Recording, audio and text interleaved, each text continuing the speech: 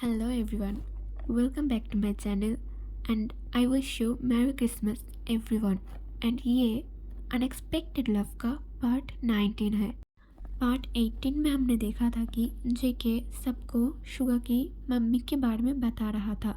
उसके बाद जिमिन हमें अपना सर हिलाता है। फिर जेके कहता है मुझे अच्छे से याद है उस दिन वो बहुत ज़्यादा खुश था। मुझे आकर कह रहा था कि जेके तुझे पता है आज मेरी बचपन का एक सपना पूरा हो गया है। जेके थोड़ा स्माइल करके कहता है मुझे लगा था शायद उसका सपना खो जाना था, लेकिन बाद में मुझे बताया उसका सपना कुछ और ही था, जो कि खाली रोड पर मूनलाइट में डांस करना। आर्मी अगर आपको याद नहीं है तो मैं बता देती हूँ, ये पार्ट 11 में मैंने एक्सप्लेन किया था। जिमिन को उस दिन याद आ जाती है और उसके आंखों से ना जाने कहाँ से पानी आने लगता है। जिमिन कुछ नहीं कहता, शांत होकर बैठी रहती है। जेके साइलेंस को तोड़ते हुए कहता है लेकिन एक बात है नूना, कुछ महीने पहले शायद किसी को ढूंढ रहा था या फिर नाम ले रहा था। मुझसे बहुत बार कह रहा था उसे ला कर दे, उसे ला कर दे, लेकिन मुझे कुछ समझ नहीं आ रहा था। मैंने उसे मोची लाकर भी दिया, लेकिन उसने कुछ नहीं सुना। हायोंग को उस लड़की का नाम, पता, फ़ोन नंबर, इंटरनेट आईडी कुछ भी नहीं है। फिर भी मैंने बहुत कोशिश किया मोची को ढूंढने की। मुझसे जितना हो सकता है मैंने किया, लेकिन कुछ नहीं मिला मुझे। तब मुझे लग रहा था अगर वो होता तो शुगा हायोंग के लिए जीना शायद आसान होता, लेकिन अब मुझे लग रहा है वो नहीं, तुम ही हो जो हायोंग को दोबारा ठीक कर सकते हो। जिमिन अपनी साइलेंस को तोड़कर कहती है वो मैं ही हूँ जिसे वो ढूंढ रहा था, जिसे तुम ढूंढ रहे थे। वी एक शॉकिंग फेस के साथ कहती है तुम्हारा मतलब क्या है। जेके वी की बात को काटते हुए कहता है इसका मतलब तुम ही मोची। जिमिन नोट करती है। जेके कहता है लेकिन वो तुम्हें मोची क्यों कहता है। पता नहीं, फैन सिग्नेचर के दिन उसने मुझे ये निकनेम दिया था। उन लोगों को बात करते करते रात के 11 बज गए थे, इसलिए जेके कहता है तुम दोनों को रात में कहीं जाने की ज़रूरत नहीं है। वी कहती है लेकिन कल सुबह एक फ़्लाइट हमें अटेंड करना है, टाइम 10 बजे। जेके कहता है तो यहाँ से 5 बजे निकल जाना, 1 घंटे में तो पहुँच जाओगे घर, और सुबह उतना जैम भी नहीं होता है। जेके वी की तरफ इशारा करके कहता है प्लीज़। जिमिन कहती है ठीक है।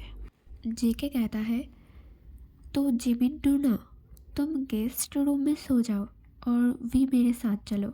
वी कहती है मतलब मैं कहीं नहीं जा रही हूँ, मैं जिमिन के साथ ही सोऊंगी।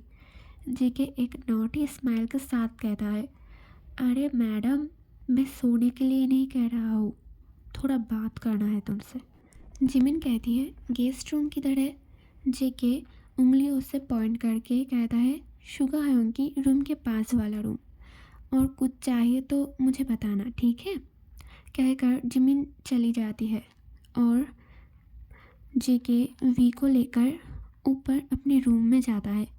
वी कहती है आने के बाद से मैं सिर्फ तुमसे ही बात कर रहा हूँ, अब क्या बताना है तुम्हें, और नींद भी आ रही है मुझे अब तो।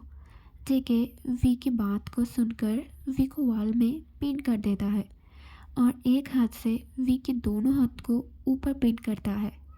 जेके को ऐसा करते हुए देखकर और जेके को इतना पास देखकर वी की धड़कनें तेज़ होने लगती है। जेके अपने फेस को वी के फेस के पास लेकर जाता है, जिससे जेके की गर्म सांसें वी अपनी फेस पर महसूस कर पाती है। जेके कहता है क्या अब भी तुम्हें नींद आ रही है बियर। वी कुछ कहने की हालत में नहीं थी, सिर्फ जेके की आंखों में अपने आप को खोते हुए महसूस कर पा रही थी।